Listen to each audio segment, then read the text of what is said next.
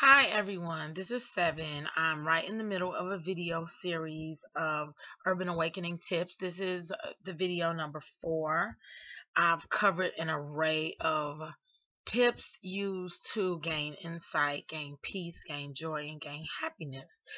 Closer walk with God. This is tips to become a Buddha, to be a complete one with the universe and be peaceful without actually going through a religious regimen or being in constant meditation.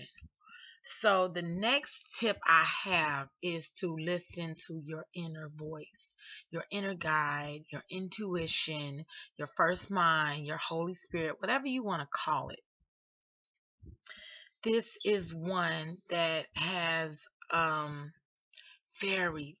this is one of the best tips because it always works. There is no such thing as, they say your first mind is your right mind. It is true. When you begin to get into a habit of listening to yourself and trusting yourself, a lot of times people don't trust the power within them. The God within is perfect, is divine. Yeah, there's a lot of crap on the outside that we're working to try to get rid of. That is true. But the Holy Spirit has a very whispery, quiet voice. So you can't hear it when there's a lot going on. You have to learn how to train your mind to be quiet. A lot of times people, as soon as something happens, we want to talk about it. We want to call and talk to our friends. We want to make a video about it. We want to deal with it in the ways that we've had habits of dealing with it. And since the Holy Spirit is so subtle, we don't always catch the voice saying, don't do that.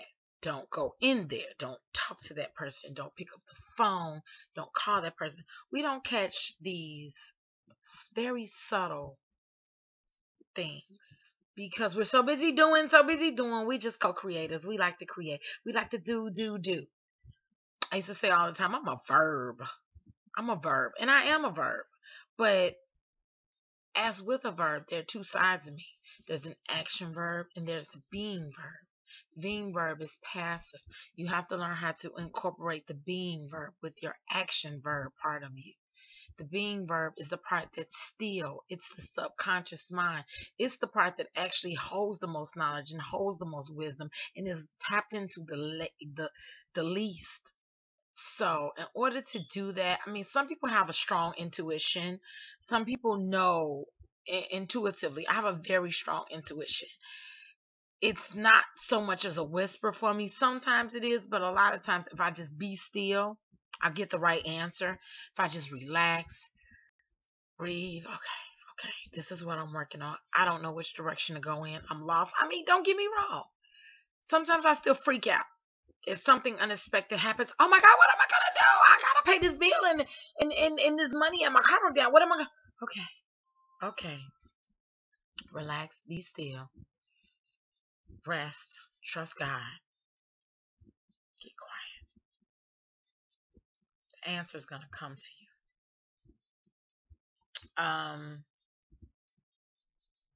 I think I'm going to stop this video, and all this was in review, listening to the Holy Spirit. It's so important. I think I want to leave it by itself because if you don't get anything else out of all of these, this tip is probably the most important one. The Holy Spirit. When the Bible